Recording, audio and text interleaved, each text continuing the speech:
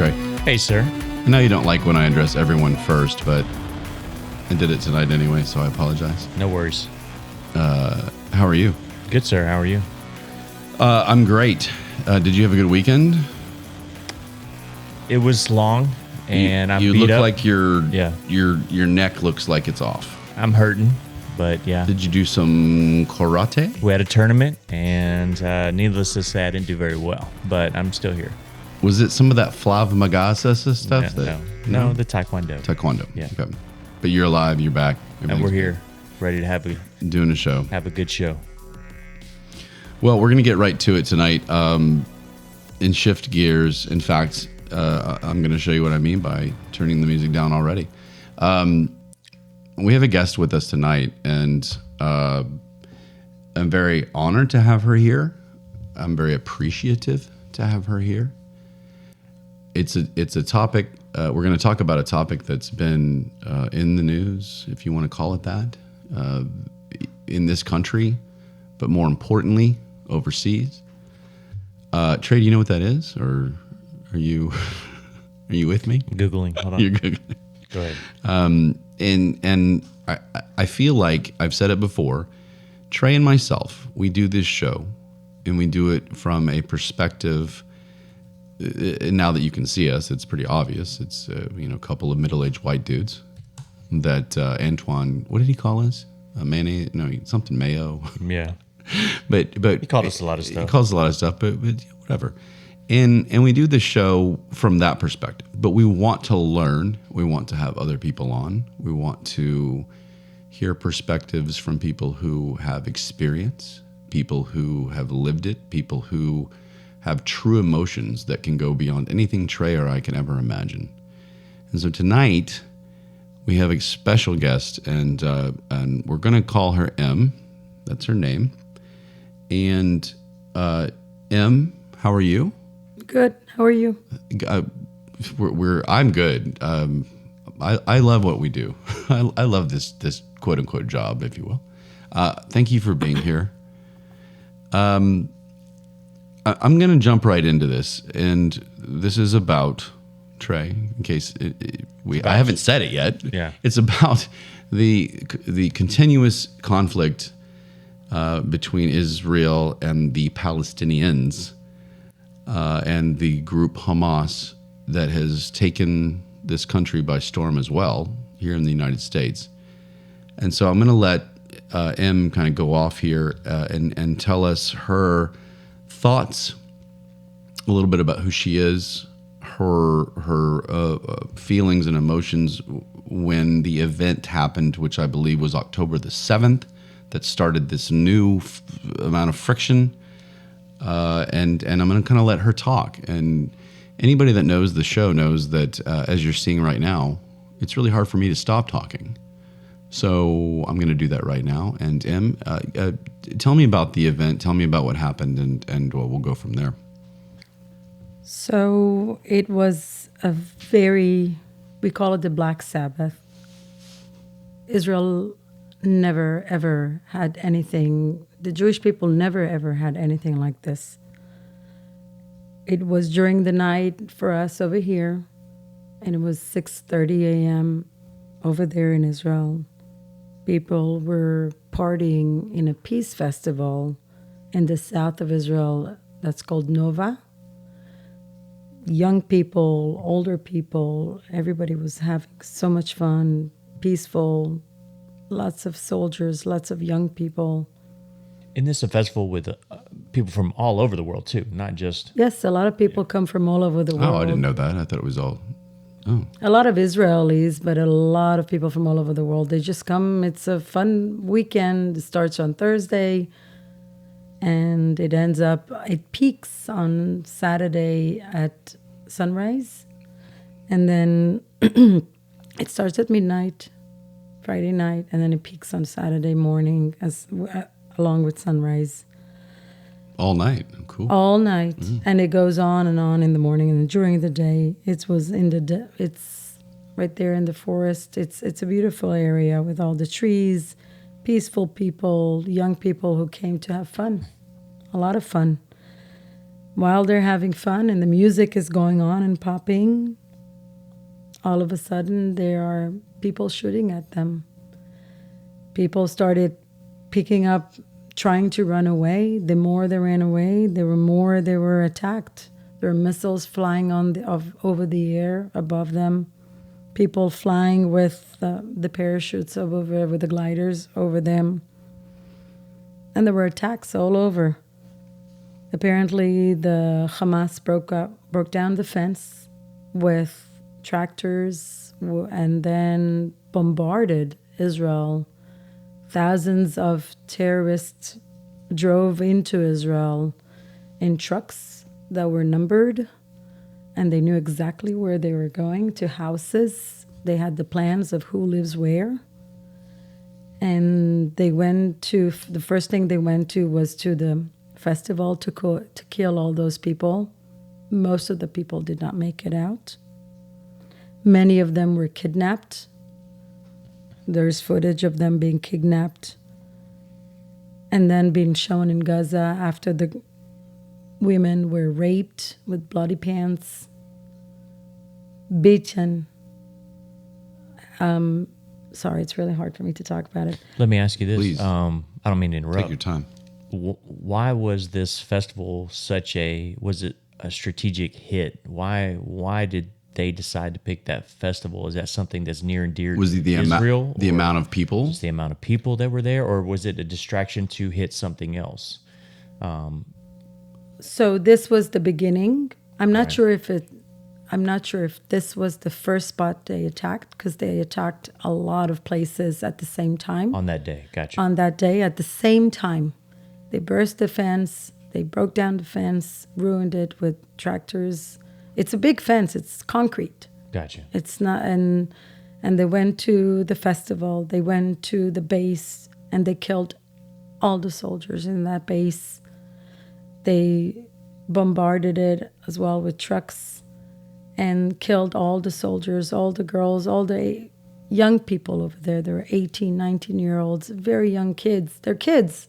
They're college kids over here. They're kids. They just came in and they killed them. I saw even younger.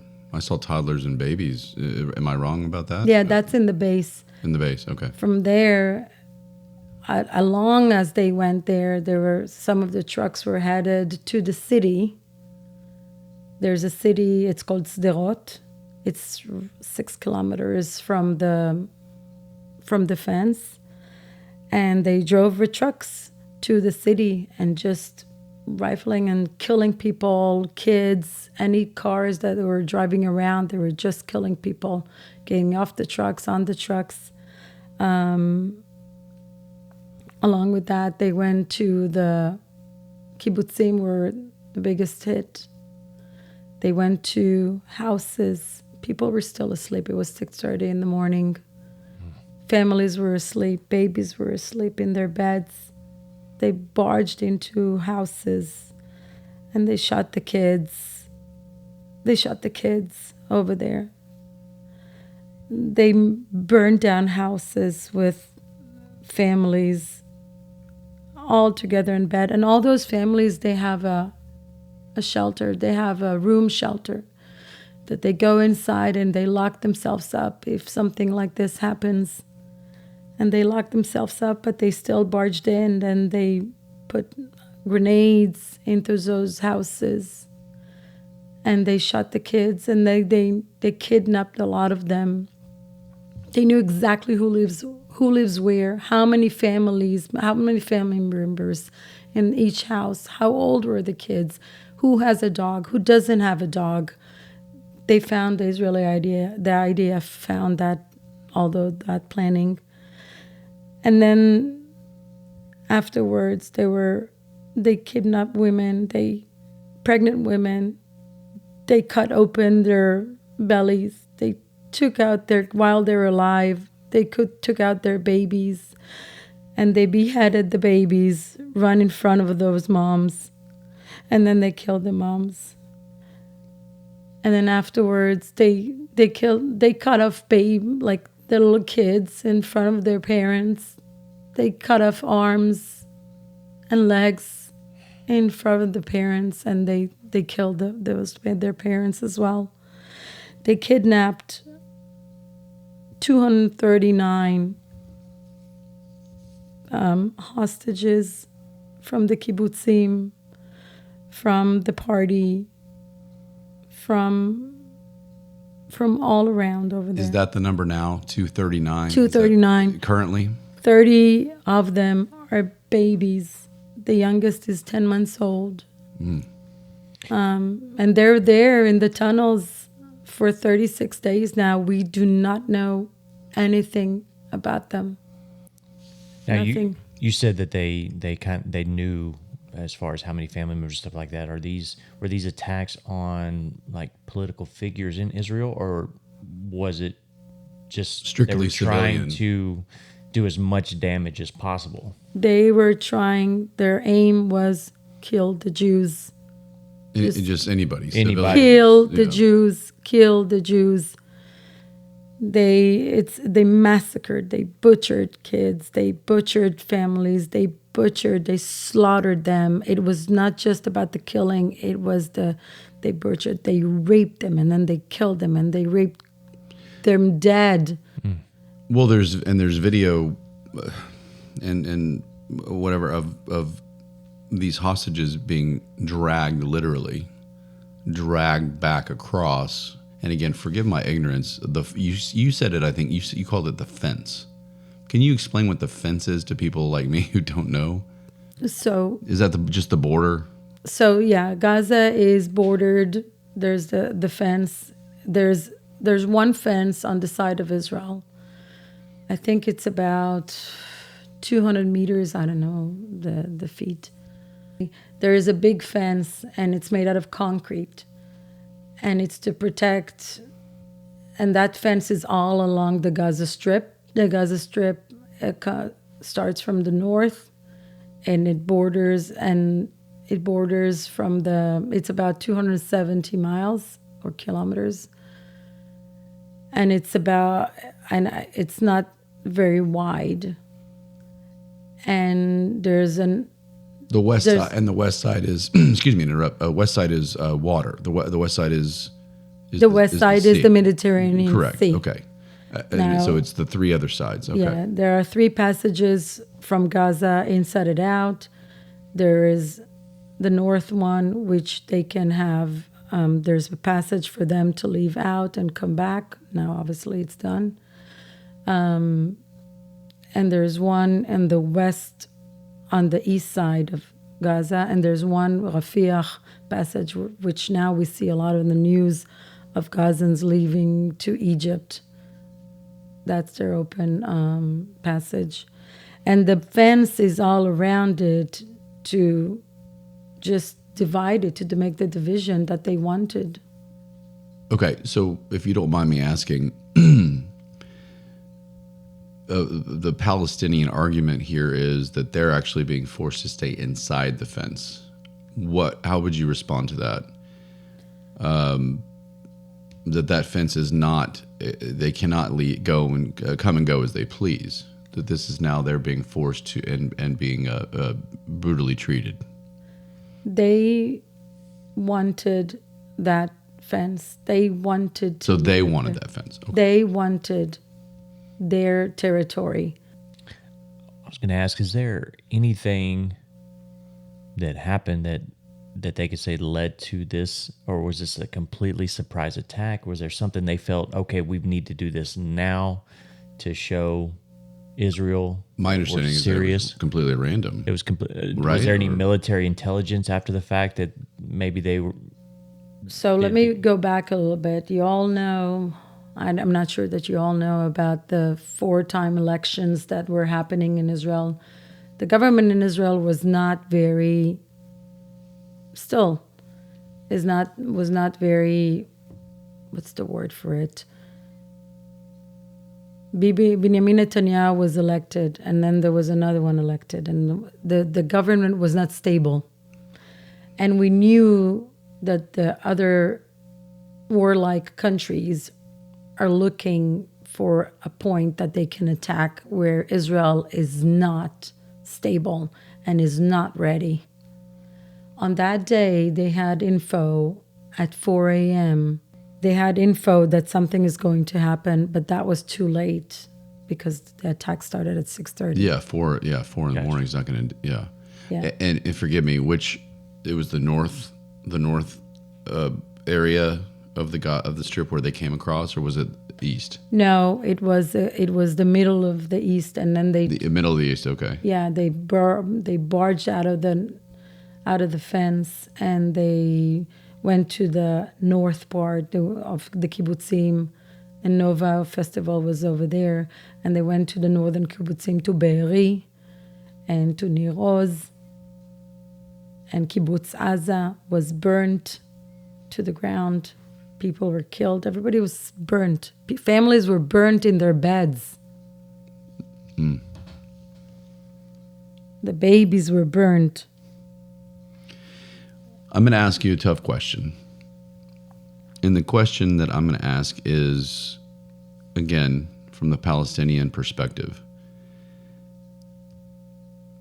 I'm trying to wrap my head around it personally, and I can't ever imagine there being a justification for those events. The Palestinian perspective is, our people have been treated this way for years and years and years, tenfold. So this was just retaliation for that. How does somebody respond to something like that? I just can't imagine that the whole idea of, you did this, so we're going to do it. It applies here. Two wrongs. I know it sounds silly, but two wrongs don't make a right, and this is just something that I can't justify. There is no excuse for what they did. Nothing. Never, ever something like this happened. In any wars that happened, any world that had happened in the past. Nothing. In the Holocaust, women were raped, slaughtered. Babies were cut off. It doesn't make nothing. Never. It has never happened like that. So the Palestinian people have, I'm just asking, have not been treated in a similar way at some point? Have their babies been? That's the argument. That's what I'm getting from the other side, is our children have been, this has happened. They've been, killing innocent civilians from our side too. So from somebody that's completely ignorant to the subject, I'm hearing each side saying the same thing. And so it's hard for us. Yeah, so the Israeli, and we've been hearing that also. You have to remember that Hamas uses civilians as human shield. We will never do that. The IDF will never do that. The IDF actually is holding and waiting. Hamas is their commanding offices are underneath the hospital of Shifa Hospital in Gaza. And we are waiting. We are actually providing today. We are waiting to give them fuel for their NICU. And Israel has offered the NICU department to help them move out the babies out. And they offered them fuel. But Hamas is not letting that hospital agree to take on that fuel. We are trying to evacuate this hospital so we can treat Hamas offices underground, underneath the hospital. The IDF found about 300 miles of tunnels underneath the Gaza Strip. I heard about this, yeah. And they're hiding all the kids, all the hostages, all the Hamas terrorists. Is that known? That's where they are? That's okay.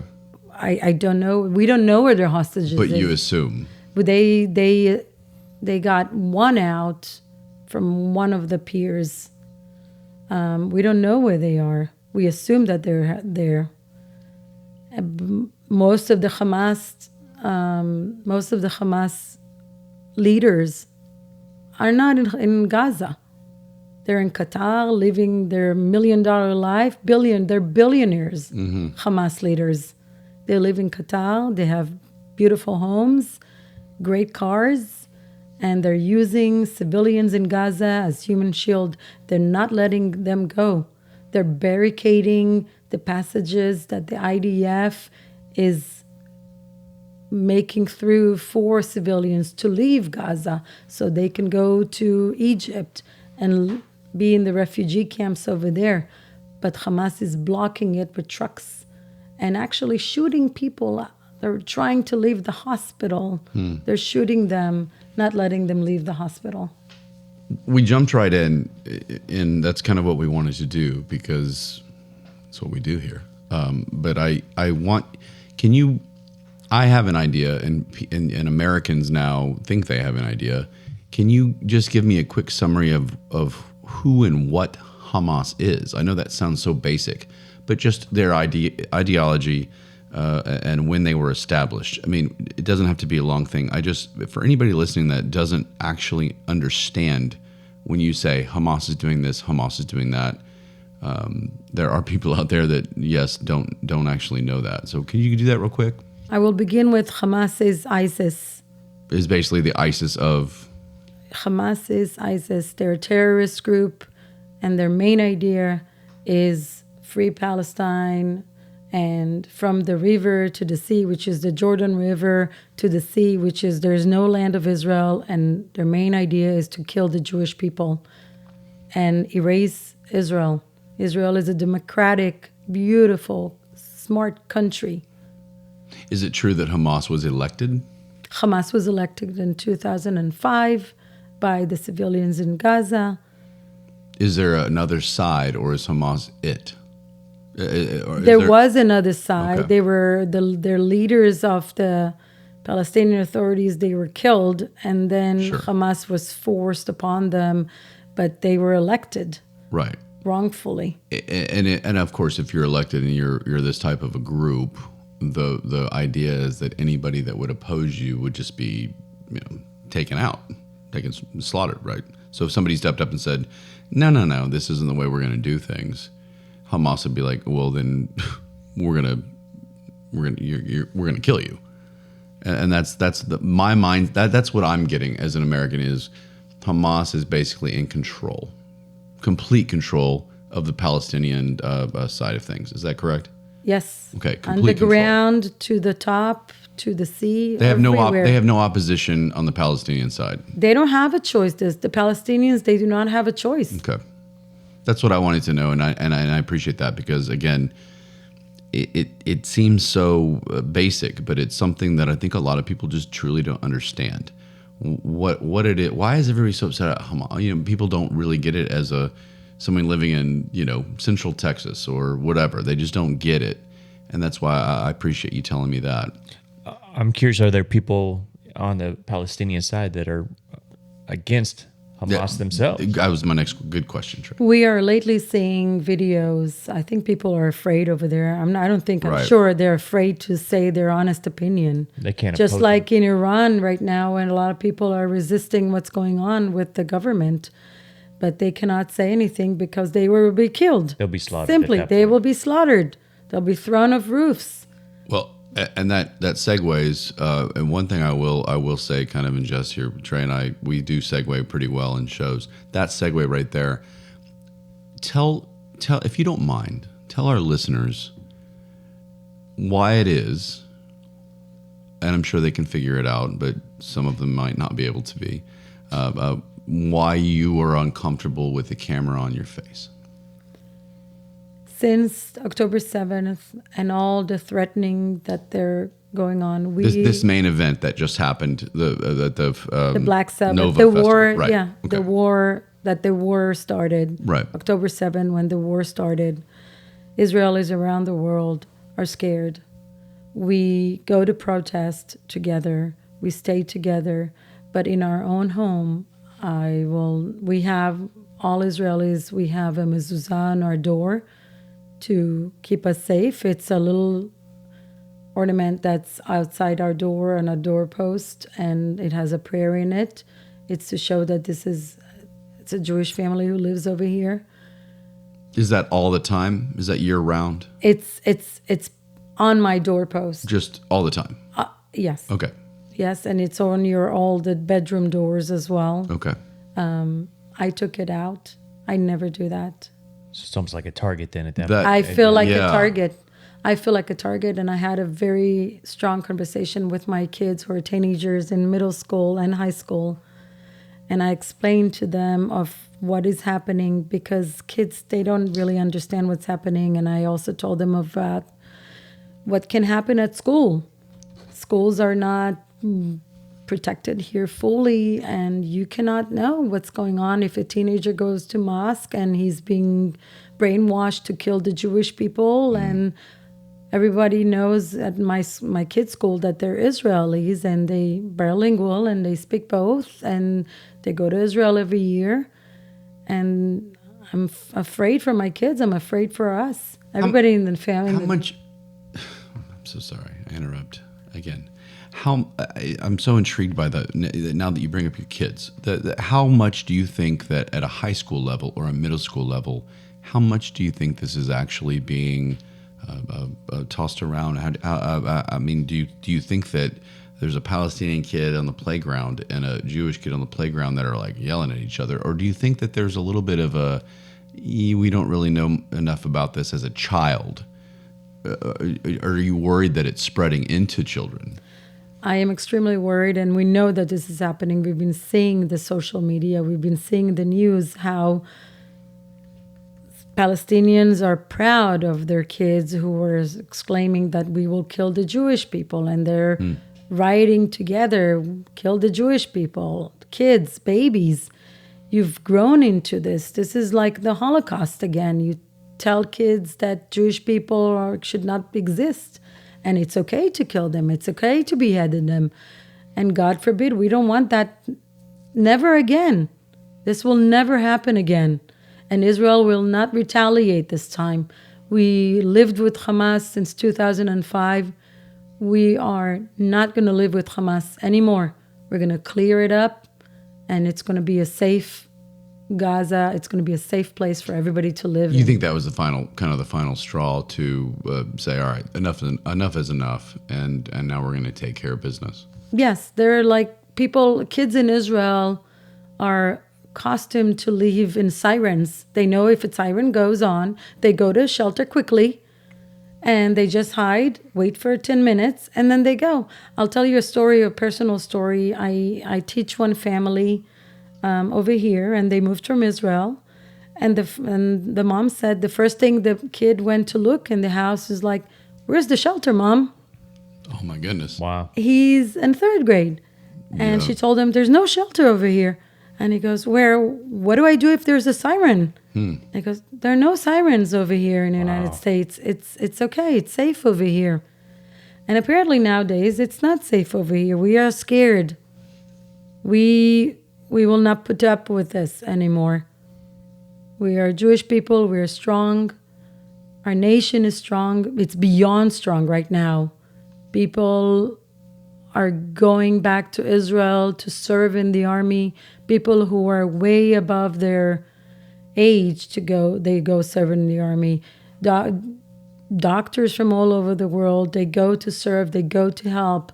We donate from here money, equipment, everything they need to Israel to help them succeed and make them stronger. And that's honestly what is a lot of Palestinian response to this is that they're like, well, why are they getting assistance from the United States? Why is it so pro-Israel? Why is it so anti-Palestinian? Why is it, that's the response that I hear, and it's because we do. I mean, we as in the United States, we definitely support Israel, and we definitely are going to make sure that. I mean, I think Israel does just fine on its own, honestly, but that we help them with weaponry and with funding and things like that. And so the Palestinians are like, well, why are we? And that's part of the reason that I think there's such backlash from that side is everybody hates us. Why? But And that's- Palestinian, I got to correct you. Okay, and again, please do. Palestinians get a lot of money from the U.S. Ooh, I didn't know that. Yes. The Gaza Strip, they get a lot of money from the U.S. They get money from Israel too. They get aid. They get food. They get human. Right now, they're getting humanitarian aid as well. Really? We let that happen. We are helping them. See, they. It's like they claim the complete opposite of this. No, This is they get money interesting. from the U.S., but instead of investing that money in flourishing and growing and educating their kids about how to be good and how to flourish and how to make peace with each other and do great things together, they just seed hatred to all their kids, to all their families, to all over the world. And there's no solution in that. And Hamas needs to be away, erased. Here's the toughest question of them all. What do you have a solution besides war, or is that the only solution at this point? Which, Well, at as this an American, point- that's sometimes what we believe. At this point, there are so many terrorists. Every day, the IDF bombs tunnels, and there are more terrorists. Unfortunately, soldiers of the IDF die as well, and we lose a lot of soldiers. We do not want to go into war. Right. Israel did not want to go into war. That's something no one wants. Everybody loses at a war. But this time, Hamas needs to be destroyed, erased from the earth, and Gaza needs to be clean. And until the last terrorist is gone, Israel is not going to stay put. Go ahead, Trey. I'd be curious to know, with this movement, with this attack, let's say, for instance, they do take over Israel. Is that all they want, or do they want more after that? Well, they want and this will be interesting. Correct me if I'm wrong. I would not say it as an option. Yeah, this is This is a big no-no. This is my understanding. Tell me if I'm wrong. My understanding is that from a Hamas perspective, they want all the land. They're unwilling to share. Again, from a Hamas perspective, I'm trying to stay learning here, that no Jew, it's their land. It's Palestinian land. Point blank, the end. There's no negotiation. There's no let's split the land. There's no let's discuss this in a diplomatic way. It's. Well, and I think we talked about this once before. This Hamas, are they the government? Yeah, I asked that earlier. Right now, there are the government Trey was since listening 2005. earlier when I asked that. And I wanted to reinforce that. I just wanted to double check. So they are because I was going to ask, are they doing this with the Palestinian army backing, or is this? But they have again. There's no Palestinian army there's in Gaza. Okay, gotcha. It's all it's like chaotic, right? It's just basically they are. If you go against them, you're going to be slaughtered. Gotcha. Is that Yes. essentially what it is? Yes, you cannot speak up. Right. Okay. Let's talk about you. You. Tell me about you. Give me your history. Okay. As much as you want to share. I was born in Israel, born in Israel. When I was 2, my parents decided to go back to Iran. My parents are both Iranian. Both of them. Okay. Both of them Iranian. My first language was Farsi at home. I speak to this That's day. Trey's first language too. Yeah. My parents moved back, and then in '79, the Khomeini revolution happened, and my dad is a Zionist. Okay. Zionists are people who believe in Israel, the country of Israel. I was going to ask you about Zionism. Okay, go ahead. Yeah. We moved back to Israel. My family, my grandparents stayed there. And my uncle left, one of my uncles left to London. One of my aunt left many years ago, and she lives in DC till this day. And my grandparents stayed. We had a very nice home over there in Iran. And then with all the mess that was there, everything was destroyed with the revolution. My grandparents moved to Israel. They fled through the mountains in Iran, then to Turkey, and then they flew to Israel. In 1982, they sold their property with great loss. But it was very dangerous. I have one uncle who was caught while he was trying to flee from the mountains as well, and he was beaten and held captive for months until he was finally released through Turkey, and then he reunited with his family in New York. Wow. My parents moved back to Israel in 1979, and we've been living there since then. I got married in Israel. I went to the army when I was 18. I became a lieutenant. And that's required in Israel, correct? Yes. Okay. And I was very happy to do so. Back then, there were no fighting positions for women in the IDF. Unfortunately, I would have done that happily. But it's a very pro. People are proud to serve. It's not like they're annoyed that they have to serve. They want to serve. Everybody wants to serve in the army. It builds you up, and it's because sadly, I would argue that in the United States, if that was required, that I don't feel like it would be that. I feel like, don't you agree that it would be, there would be a lot more pushback? Oh, absolutely. And that's sad. Yeah. Yes, Anyway. that's something that it's a cultural thing, Right. and a lot of people cannot understand that. And I wish we had that. We were talking about that actually. I was talking to my boyfriend about that it's people who are here in the United States and they're on vacation and they just live over here. And all of a sudden there's a war in Israel. They buy tickets and they just go. Right.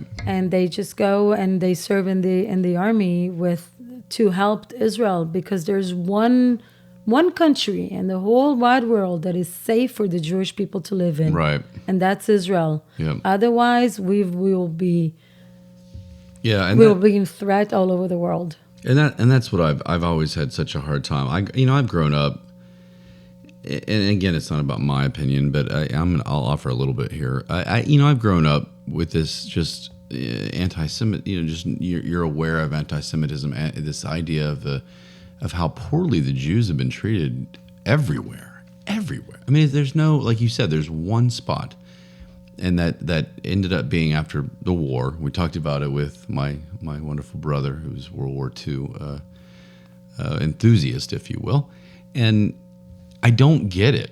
I don't understand why this group of people, no matter where you are, it's like, Jewish, and it's just kind of I don't understand why.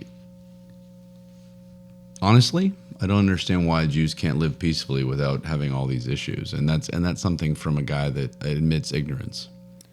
It's a very sad fact around the world, where Jewish people are being picked on, and we have to have securities in our schools. We have to be aware constantly. We quadrupled our security where I work, just for the safety of the kids, of the staff. It is scary. We have to have the Dallas Police Department together with us outside when the kids are playing. Have you found the Dallas police supportive? Very. Good. Very. I like to. The Dallas supported. Dallas mayor was actually very supportive of all the Jewish community, the Jewish Federation over here. Very supportive. The whole community, we feel there's a lot of support in the Dallas area. We've seen Israeli flags all over. There are protests. A lot of people coming to protest together with Jewish people to help Israel. And a lot of people are coming together to help. On the other hand, in the universities over here, there are a lot of protests as well.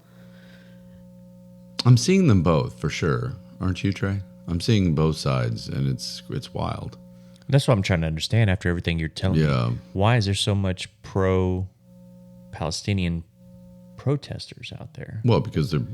Okay, go ahead. I'm not going to... Okay, go ahead. Well, and I'm just seeing signs is talking about as far as Israel is the worst terror state in history, with child killers, land. Trey, this is what I was talking about before, where Palestinians are claiming that for years, right? And so years that's why. years and years. What are we missing over here, though?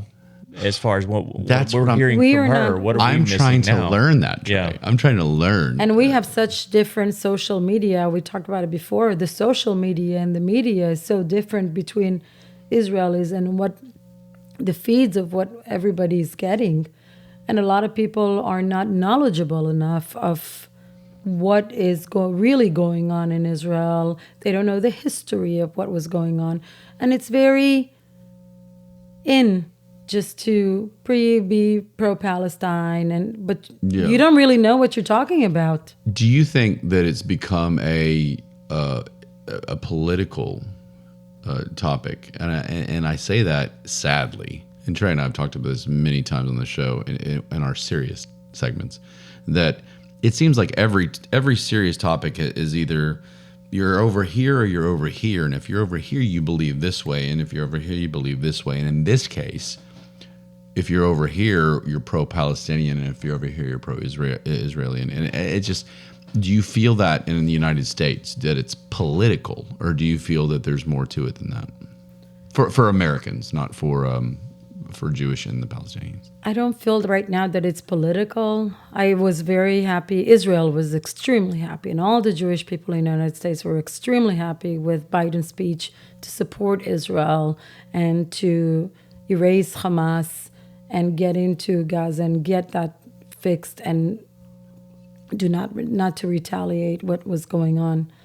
Am I saying retaliate? Is that the No, that's the right word. Yeah. So who are the pro-Palestinian Americans? The pro-Palestinians American. I don't know who they are. Yeah. Why are they out there? I don't know why they're out there. Pro-Palestine. I hope we don't want Hamas. We need Hamas to be gone. Why haven't any pro-Palestinians stepped up and said, you know what? Screw Hamas. This is not what we are. Why don't you have that? Why is there not a middle ground where instead of saying you're either Palestinian and Hamas or you're Israeli, say, why don't we come together and get rid of these assholes? Right? Well, the way they're making it sound is in some of these pictures and stuff, it's making it sound like Israel is just as bad as Hamas. I just don't get this. That's the point, is why I'm trying to learn from M, and I want to learn from whoever. And and I'll say it with M sitting here, and she won't like it, but if any Palestinian supporter with real experience and real ties to Palestine, if you want to call it that, wants to come on the show and talk, we'll hear your side of it. But I haven't had any of that. I've had a lot of blah blah blah blah, and then they disappear. Mm-hmm. So somebody with the experience of actually living there, right, and doing what's right, not just saying killing the Jews. This is not okay. What they did to Israelis, it should not have ever happened. Nothing like this should ever happen to any countries, to any war, to anywhere. People die in wars. Nobody wanted a war. Everybody. Israel wants to live in peace, but no one. We're in peace with Egypt. We're in peace with Jordan. It's been beautiful, but Gaza is not.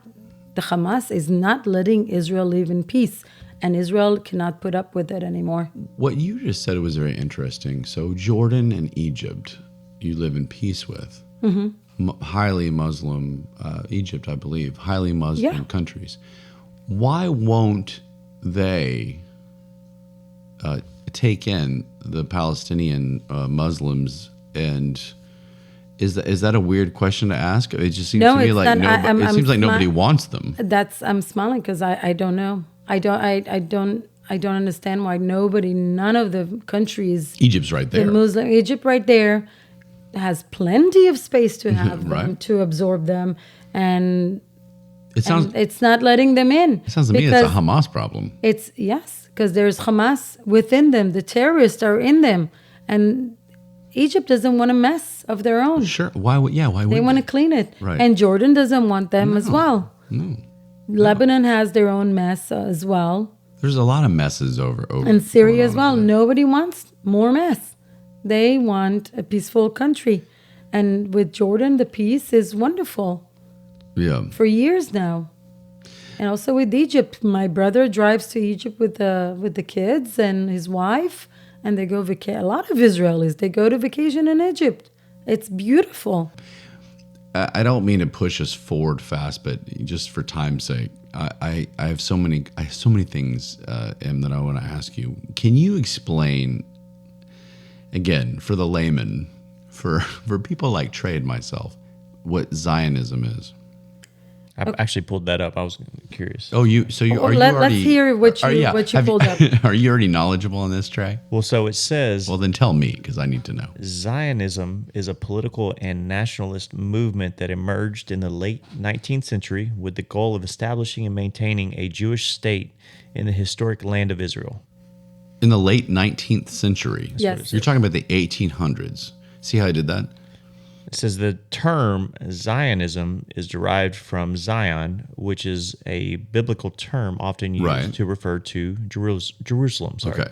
The movement is closely tied to the idea of establishment of a Jewish homeland in Palestine. So this idea is there a fight for Jerusalem? Is that kind of what Zionism is? Is that they're claiming Jerusalem as the Israeli capital city versus? So Jerusalem, I actually learned the last part of it, why everybody really, really wants it. Ooh. So for the Christian people, we have the church Via de la Rosa, where Jesus Christ was last seen alive. Right. That's in Jerusalem. I've heard of him. Yes. And for Jewish people, we have the temple, the holiest temple that was ruined twice. Okay, Bet HaMikdash, and it was ruined.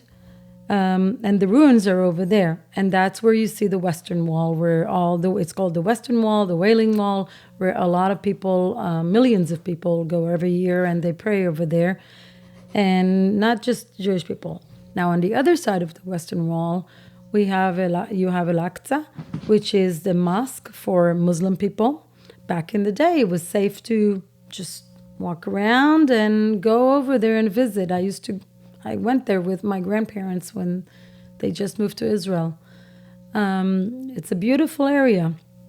However, it is not safe over there. You can be lynched or killed over there if you go over there. Apparently, underneath, back in when Jerusalem did not belong to the Israelis. The Arabs built their mosque on top of the ruins of Right. the Holy Temple. I heard that, yeah. And we, obviously, the Israeli government will never destroy it for them, but everyone wants that land because it's holy for everyone. For all three religions. Now we can live peacefully, or apparently not. Right. So let's shift gears. Let's talk about being here in the United States, if you will. Because guess what? There are protests. The media is putting out what they want. And I saw an article, Trey, I don't know if you saw this article, about a guy in a protest where they were pro-Israeli and pro-Palestinian, and they got together, of course, and a guy was killed. He died. On which side? On the Israeli side. Okay. He died, and my understanding was that he died from the hands of the opposition. Have you heard of this, Em? And do you know what I'm talking about? Yes, he was. So talk about the protests and like what's going on. So the protests are all over the U.S., all over the world, not over the U.S. We want to bring back the hostages. The protests are supporting Israel in what they're doing, encouraging the nation from here. Even though we're far away, we are still together with the nation of Israel. Am Israel Chai. We are. What was that? That was the nation of Israel is alive, and we will always be alive. We are trying to help as much as we can by protesting. We cannot sit silent to see what's going on while all these protests are going on the opposite side. There's violence on the other side. And this man who was not an Israeli, he was a Jewish person who lives over here in the United States American. Just an old guy, an older man. He was a senior, I think. He was in his 60s, 70s. He was an older man, yes, I believe. And 62, I think. The pro-Palestinian protester just hit him with a megaphone and smashed his head. And then the man dropped down to the floor. And what did you see on the news? And you and I had talked about this a little bit before, and I wanted to bring it up. I saw a headline for that story that basically said, "Man falls and hits his head during protests." So nothing about the megaphone. So what's the fear there from the media? That's my question when it comes to, as an American, what's the fear for the United States media to say, here's what really happened? Are they scared maybe that they're going to ignite something else? Are they? It's already happening in the United States. Have you seen what's happening in New York? No, I don't. In New York, no, I'm not there. We live here. If you look, so for you guys, it's not happening on the social media. We have Israeli people who are filming this in New York. Mm-hmm. They're climbing up, taking off the United States flags and putting Palestinian flags on top of them. See, that gets me riled up. Wow. Right, Trey? They are destroying monuments in DC, spraying them, graffiti spraying, painting them with Free Palestine This is really- slogans. You didn't see that? Wow. No. Oh my God, I This gotta is show you that. Show me that. This is the problem that I have with a lot when you start talking politically. This is people turn the other cheek to this, and that really fires me up because this is still the United States, and if you're going to disrespect it, then we need leadership that steps up and says you're out of here, or there's got to be some sort of a punishment for this. Because it does happen a lot. It's almost like the United States is so scared to offend anybody anymore. Trey and I, I'm sorry, Trey and I have talked about being offended all the time. I had no idea that was happening in New York City and in Washington D.C. In DC, I'm surprised you guys I want you to see show. this. I want you to show me these. Yeah, for sure. I'm curious to know why somebody's so passionate about pro-Palestinian. Why don't they go over there and fight then? Why don't they go over there and put their life on the line over there? If they're so passionate I about have that. an answer. Do you have an answer? Do you want? Because you're the one I want to First, hear they from. cannot go. First, they True. cannot go. True. Obviously, Oh, they okay. don't have an army. They don't belong to the. I don't have any organized. It's Hamas. Would Hamas Well, not I'm It's just? not an army. It's Hamas. Would they Well, not that's what I'm just saying. welcome people? Instead of spray painting American monuments, why don't they go over there if they're so passionate about it? Because and they're not really fight hand in hand with They're them. not really passionate about it. That's what I'm trying to the understand.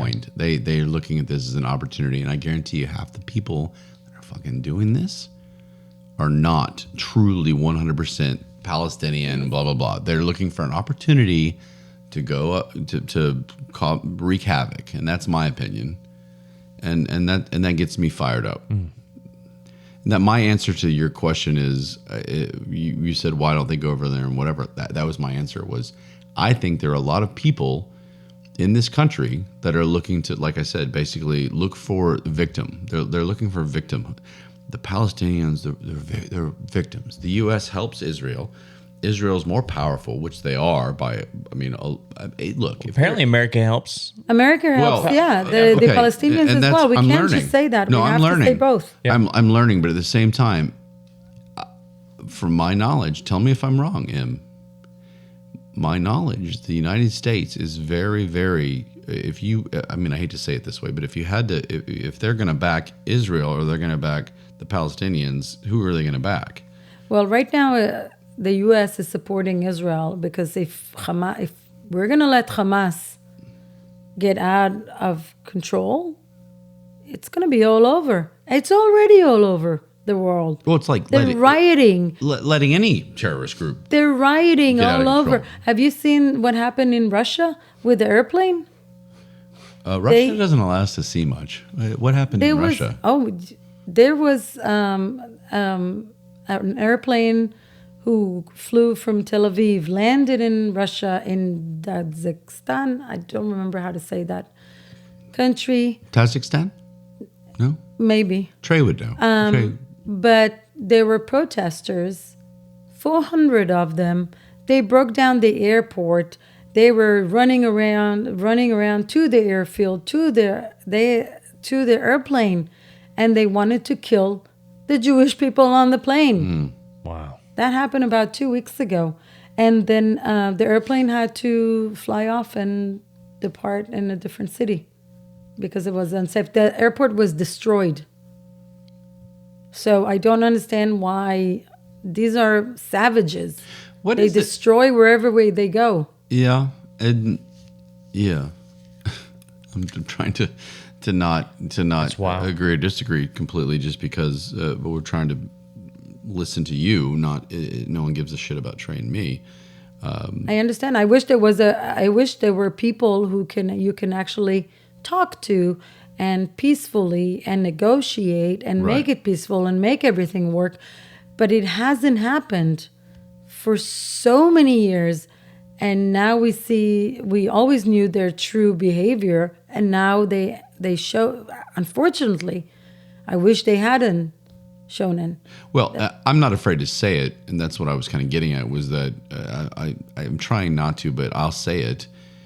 A lot of these extremist groups exist, and it's not just Hamas, and they're out there, and they don't want to negotiate. They don't want to talk. They don't want to sit around a table and say, "Let's figure this out, guys." That's not their goal, and it's not just Hamas.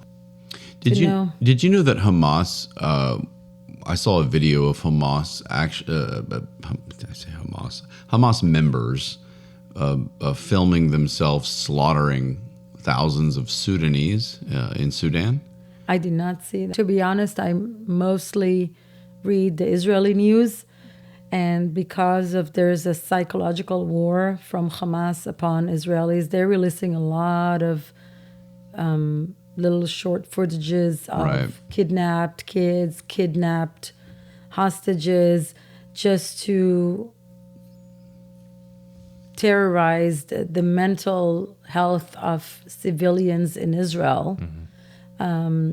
Israel is focusing on how to get better and how to cheer up the country so people can live through the day and wait for their families and for their beloved family members to come home safely and in one piece. Is there an amount away from what you called the fence that maybe Israelis feel safe? Like if you get up into Tel Aviv and north of there, and do you have any family that's over there currently? I have family who live in north of Tel Aviv. So they're north of Tel Aviv. To So the north, do they feel just safe? It's 10 minutes away.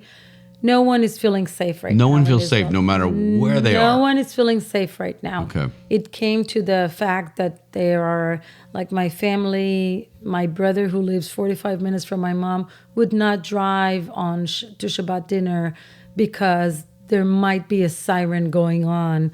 And then what do? Where do you hide? There's no shelter Right. when you're riding with your kids in the car, and that's not safe. So we cannot do that. God, we're in 2023. Back when when Americans dealt with sirens, the Cold War, World War II. The fear. It was really the Russians, I think, in the 50s. And 2023, there's a country that has civilians that are dealing with sirens. What if we hear a siren on the way to my mom's house for dinner? I just can't even imagine that right now. I'm just. Anyway, I didn't mean to interrupt you again, Em. I tend to do that here on this show. No, you're not interrupting me. I wanted to share with you my experience. Please ago, do. It was years ago when my kids were younger, and I only had 2 kids back then. We were, and maybe I had more. I don't remember anymore. But You had a certain amount of kids. But we were in Israel, and we had another family member from the United States who came to visit. And all of a sudden, there was a war that's called Tzuk Eitan. I'm trying to figure out the name of it in English. Operation Protective Edge. Operation Protective Edge. Okay. Edge. Edge. Edge. Operation Edge. Protective Edge. Okay. And these were rockets again on Israel. I was there with my kids during the summertime for vacation. Remind me. Okay. When was this? 2014. 2014. I remember it was Got almost 10 years ago. So it was 2014. Okay. And you were there. And we were there while the rocket started. And sadly, my kids we got used to it. Even as tourists, you go. My kids speak Hebrew fluently, And we are in the street. We're driving in the car, and all of a sudden there's a siren. The siren is in the radio. The siren is all over. You can't miss it. It's like the tornado sirens we have over here on Wednesday. Right. Every time I hear it, my stomach turns for a second, and then I realize it's a siren. It's a tornado siren. And then What are those sirens signified? Is it that something's come on its way, or so it's on its way. So the missile is like on air its way. missiles? Yeah, you Okay. have about 7 minutes where I live, where I used to live. My family. So they've lives. given you like 7 minutes. 7 minutes. We parked the car. We exited. We're in the middle of the city. We exited the car, left the car in the middle of the street. We went to the nearest building. The door was open. It's usually apartment buildings in Israel. You go down to the shelter with all the rest of the neighbors of that building, and you stay there until you hear the boom.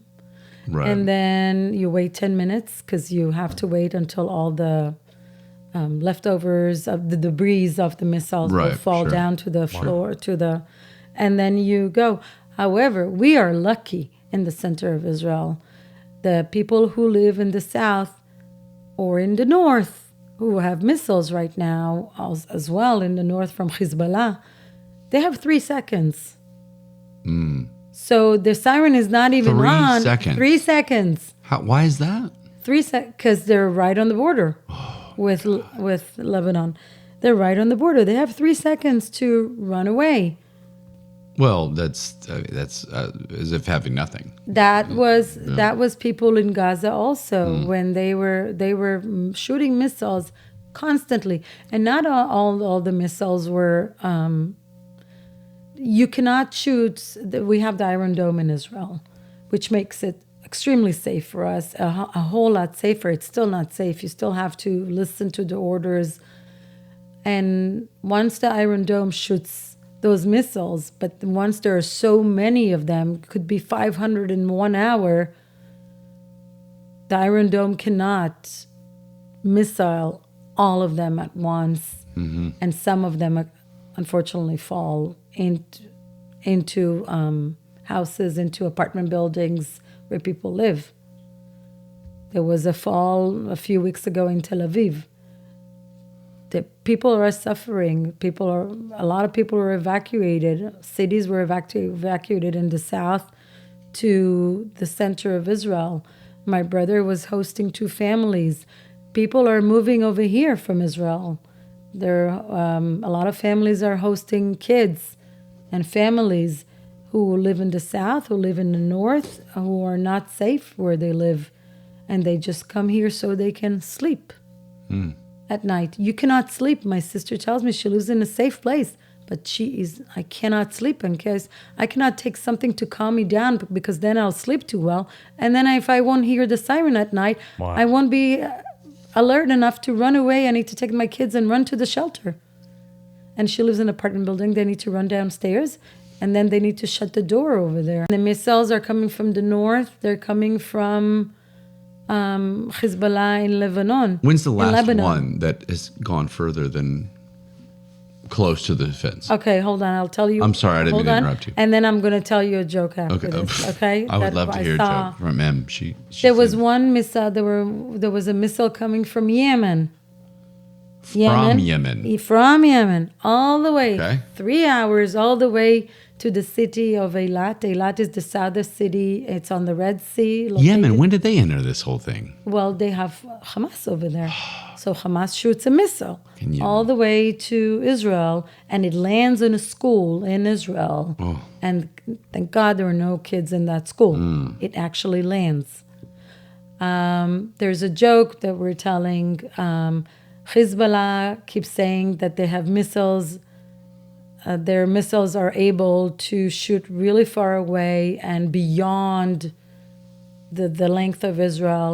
And Hamas is saying that they have missiles that they can shoot beyond the mileage over Israel. And we're just hoping Right. that they'll fire missiles upon each other, and then we will be done. There you go. From the I like south that and from one. the north, there and you go. you'll just be done. you're gonna- So let me ask you this: with all this going on, I know you were talking about the hospital where they're trying to, the NICU and everything like that, where they're hiding underneath this hospital, right? Hamas is hiding Right. beneath. At what point, or do you think Israel would ever do this? Is just, you know what, to sacrifice this few to save, let's get rid of Hamas. Go ahead and bomb that. And So go after Israel it. will never. It's a crime of war. Okay. To bomb a hospital. Even or a everything school. Hamas has already done, they will not do It's that. a crime of war, and Israel will not do that. Israel is aiding this hospital, and I told you before that they are trying to help this hospital to evacuate so they can, I assume they want to go into the Hamas offices underneath the hospital of Shifa in Gaza. But So that'll right never now, happen. Hamas is not letting people leave from the hospital. But you realize the other side is saying that's not true. Well, you can see my news. My news look completely different. No, I'm and not. I'm just saying the I other understand, side. and I yeah. do not, and I do. My news are not social media news. I was going to ask you because you mentioned that you listen to Israeli news. I do. I listen So- to the Israeli at home at my house. But don't you feel like that you That it's biased. Well, no. Well, yes. But don't you feel like you need to I try my best to listen to right, left, whatever in this country, to everything. Don't you feel like you need to have a little bit more than Israeli news? I trust the Israeli news with all You- my you heart. do? I used to Okay. be in the army. Fair enough. I knew exactly what was going on. So you don't think there's some bias there? I don't think there's bias there. They tell exactly what's happening and how they're helping, and you can see a lot of movies that they're helping. We see a lot of news in Al Jazeera. That's the Arab Al Jazeera. news. Al Jazeera Right. is the news Yeah. channel. There's a lot of fake news. There are a lot of fake news in. What if Palestinians said, "Hey, look, this lovely M is saying she only listens to Israeli news." Well, of course she's going to say this. What would you say to that? I read English American news as well. So- I so listen you to read- the. I do. That's my point. I So- do, so but I it's read not news. I just- do not go to social media only. Okay. Social media is not my source. That was what my point was No. that you're not just Israeli, one Israeli news publication. No, and- I watch and the that's it. news. Okay. I watch the news as well. Fair enough. I mainly listen to the Israel radio. Right. And I Well, also, sure. because my family is over there, and if there are sirens going on, they tell it over the radio. So this way I know exactly what's going on. If they're, I need to be in touch with my family to see what's going When's the last time your family heard a siren? on. Or do you know? It was, I think it was like on Thursday. Well, Wow. I was thinking it was going to be months, but you're telling me last Thursday. Why months? I don't There's know. a war going on. But yeah, but they're way north. I thought you told me. So I. No, they're not way north. They're just 10 minutes away from Tel Aviv, north of Tel Aviv. But I thought Tel Aviv was pretty far away from the fence. Yes, but the missiles get there. Okay. No. The missiles are shooting. They're I'm shooting learning. missiles, but there I'm are learning. less and less shootings right now. Okay. Less missiles because we are in Gaza, Well, and we are cleaning up all Israel these isn't tunnels. messing around right now, are they? No, and all Yeah. the tunnels, you should Yeah. see them. Oof. The tunnels, you can see little piers, little holes in the ground next to playgrounds, kids' playgrounds in Gaza. They hide their ammunition in kids' classes and classrooms. Yeah. And underneath the hospital, they have little chutes that they open up, and then they shoot the missile and they close it because this way the drones cannot see the heat where the heat is coming from. Wow. Well, that's what gets me when you involved it. All of a sudden, the kids are involved, schools and kids, and that all of a sudden, I'm fired up about that. But, yeah, that's. I don't know. I mean, again, I try to play both sides because as an American, we don't know everything. But it sounds like to me, it reminds me of. Trey, I don't know if you agree with this at all, but it reminds me, I hate to say it. I'm going to say it, though. Do you want me to say it? It reminds me of 9/11. when we were attacked, it became all of a sudden, get them. There was a mindset of, we're not putting up with this bullshit anymore.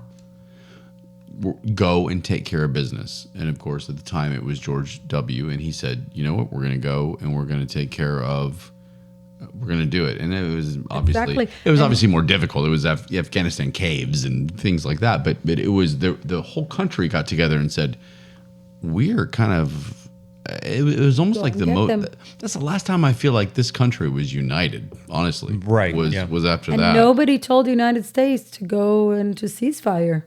I think nobody. I don't know. They told them to go and get them. They told them to fight. I feel like there were some countries that were like, you guys need to just chill out and not do anything rash. And I think that's why George W. waited for 3 weeks. He waited 3 weeks. But anyway, it's not about us. This is not about us.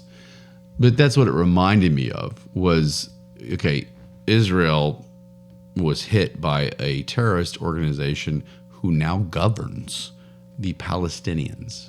Am I right as I say that? They were hit. And if you're hit by that, then all of a sudden, in my opinion, everything's off the table. Israel can go, you know what? I'm done with this.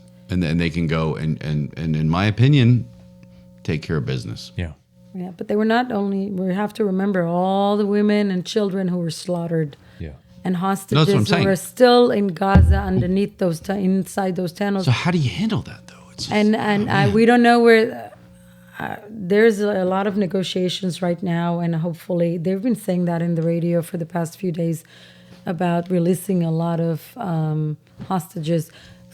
2 elderly women were released already. One soldier was evacuated from over there, but there are so many of them who are still underneath the tunnels, and God only knows where they are and if they're alive. A lot of them, there were Holocaust survivors who were kidnapped. Seriously? Yes. Oh, you got to be kidding me. Holocaust survivors who were kidnapped to Gaza. I mean, they're old. Trey, this is one of those. This is like they've never seen. That's over the line. We would never even think about joking about that. But oh my God, how do you have both of those things happen in your life? That's crazy to me. So my question. Okay, so you're saying right now there's just under 300 known.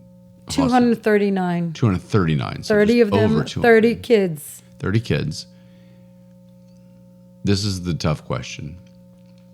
If you had the ability to wipe out Hamas, knowing that some of those hostages would go, I mean, do you do it?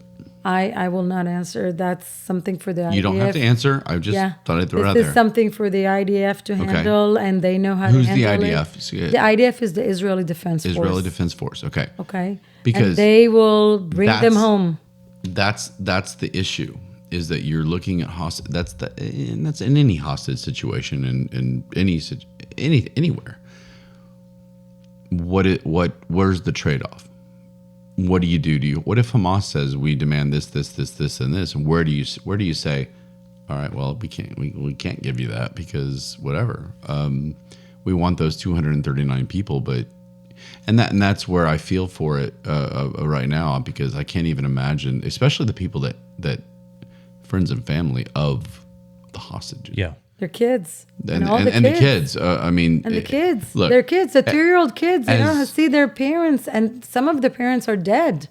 Yeah. Those kids who were kidnapped. And that makes me sick to my stomach. Their parents were slaughtered. Yeah, that makes me sick to my stomach. Burnt. As you guys, and Trey and I talk pretty openly. You guys came in tonight to the studio, and you saw my kids.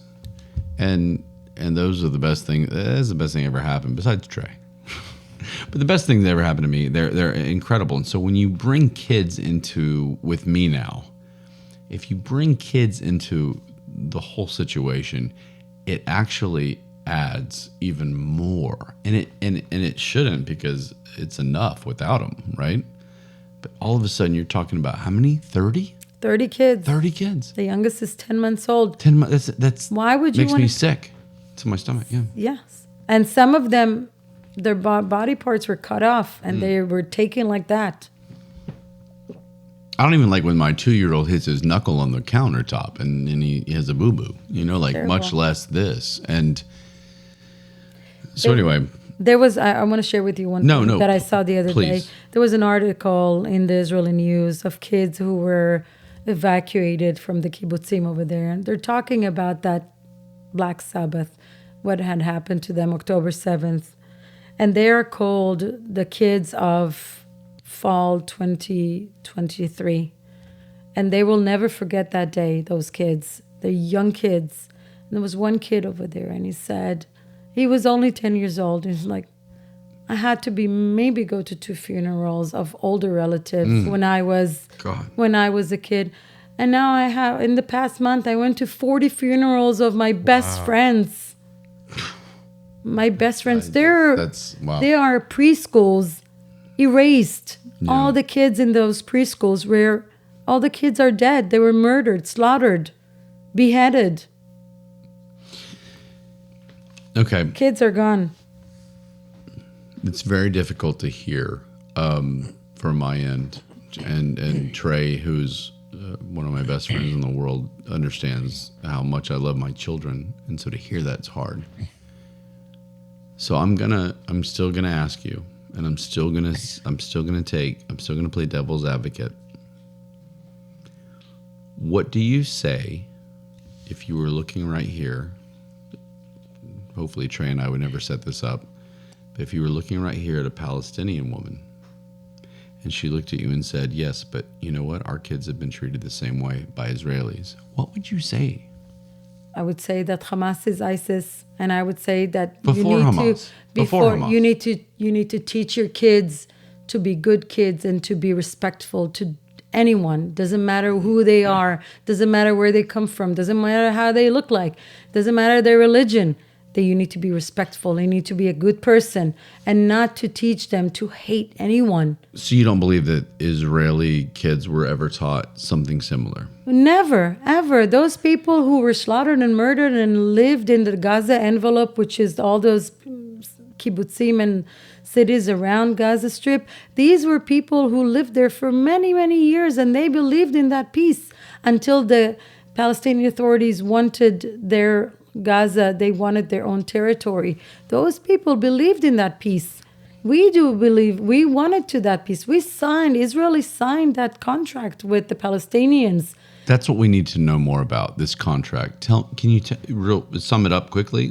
I was very young when it was signed. Trey's already, look, he's firing it. Yasser Arafat and Yitzhak Rabin, They signed, the prime minister, they signed that. So there is a contract. Yeah.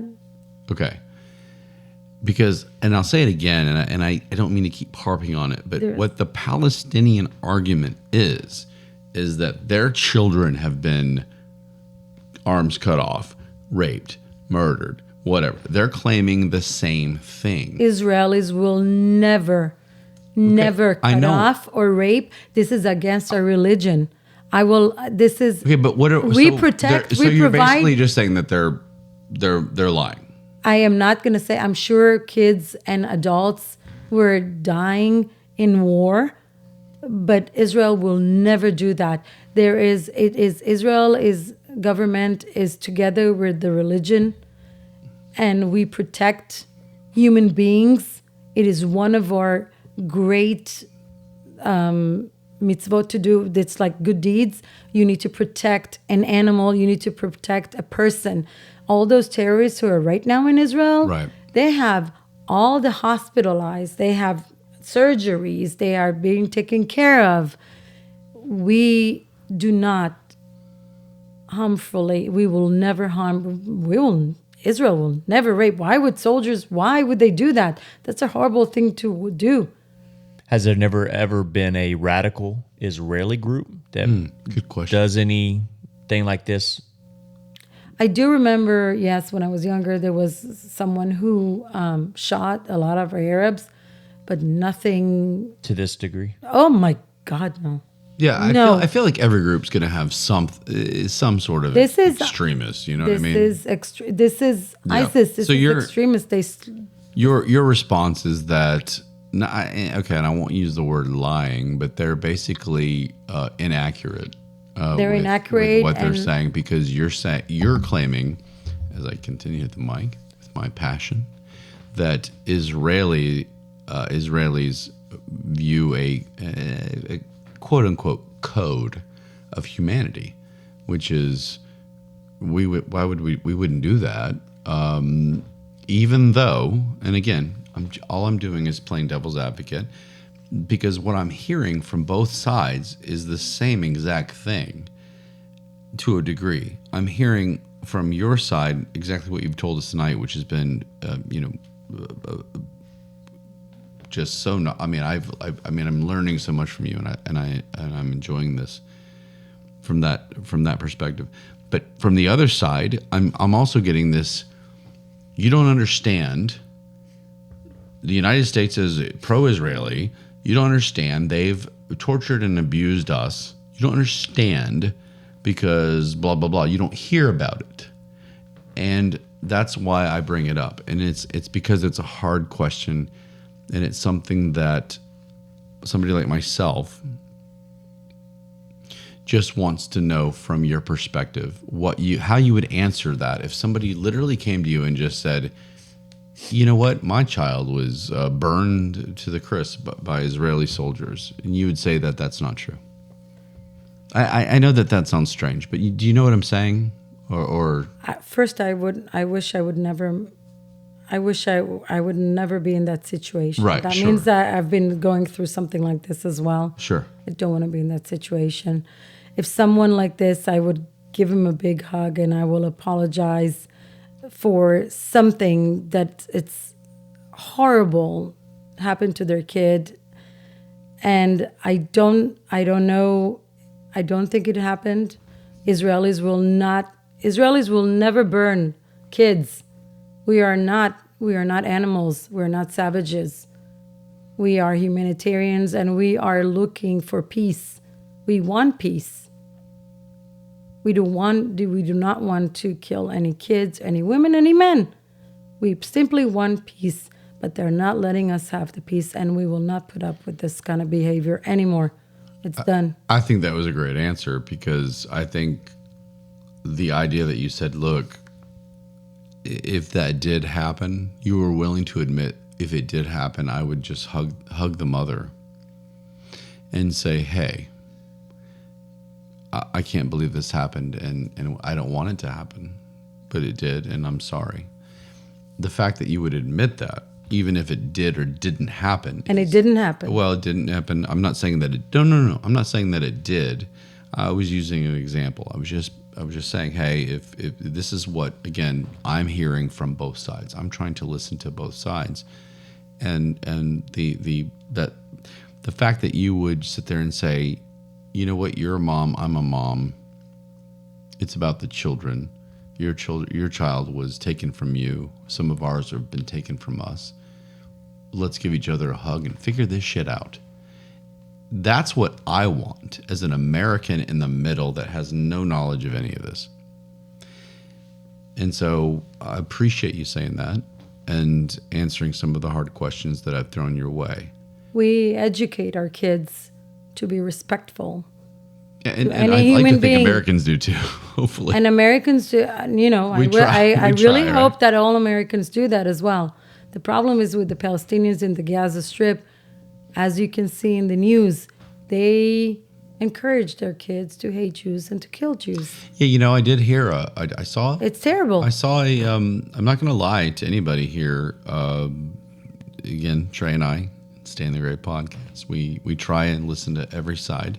But I did see some videos of Palestinian children that were asked basic questions.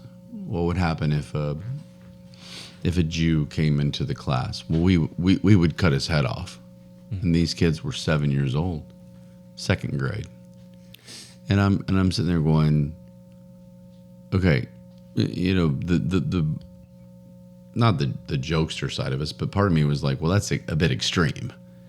And I started thinking about it, and I said, is this really what's being taught? And then it reminded me of 9/11 and the celebration that happened over there. And that kids were, and they didn't even know why. because they were just brainwashed. Yeah. Oh, the towers were, America, yeah. And it was just, burn the American flag. It was just celebration. That's what this reminded me of. These kids, and it wasn't even, they didn't even think about it, They were asked the question, and it was an immediate chop their head off. And that's nobody's answer should ever be. chop their head off. Right. Why? Yeah. No. I did want to mention, do you guys know that Israel is not a 100% Jewish country?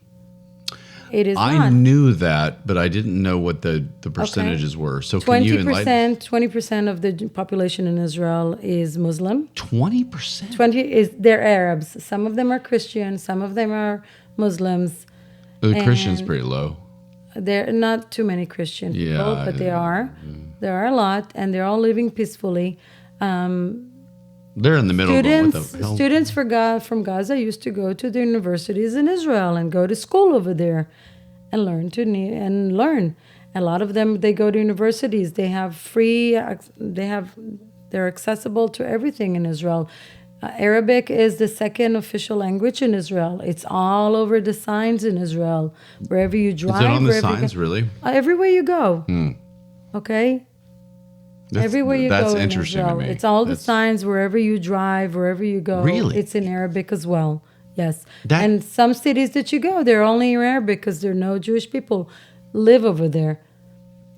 But that tells me that, am I wrong here, Trey? That tells me that they're willing to, they're open to both. Okay, here we're going to put Arabic on the sign. We want to live together. We want to coexist. It reminds me of Scotland, Trey. In the northern part of Scotland, there's still a Scottish Gaelic on the signs when you go up there, because people still speak that, believe it or not, and they have it for everybody. So you're not just English, you're Scottish Gaelic, and that's what this reminds. You're saying you're welcome here. I mean, that's a way to say you're welcome here. Anyway. So I feel like it's just Trey and I, we joke, we tell news stories that involve all kinds of crazy stuff, but we really care about serious topics. And in this case, we're very, very, very happy to have you on, and we appreciate it. Thank you. Before we close, is there anything else real quick that you want to go ahead and just let's get it out there? First, thank you so much for having me. This is a great platform, and we're trying to voice over to the world, bring them home, bring the hostages, those kids, those women back home to their families, to their beloved ones who are waiting for them in Israel. Thank you. Bring them home. I don't know how to do it, but there are people a lot smarter than us, Trey, and that can figure that out, hopefully. And I tell you what, this was a completely different show, than we've ever done before. And I hope I want to let you know how much we appreciate that and how much this will impact us moving forward, I believe, as a show. So thank you for being here. We'd love to have you back if you ever want to come back, and we'll go from there. Anything else? And happy days. Happy days, right, Trey? Soon, happy days. The war will be over. We can hope, yeah. I tell you what, we're going to start ending our show just happy days. Yeah. Let's have happy days, right? All right. Thanks, everybody. Thank you, Em, and good luck with everything. And Trey, I'll see you soon. Later. Love you guys. Thank you.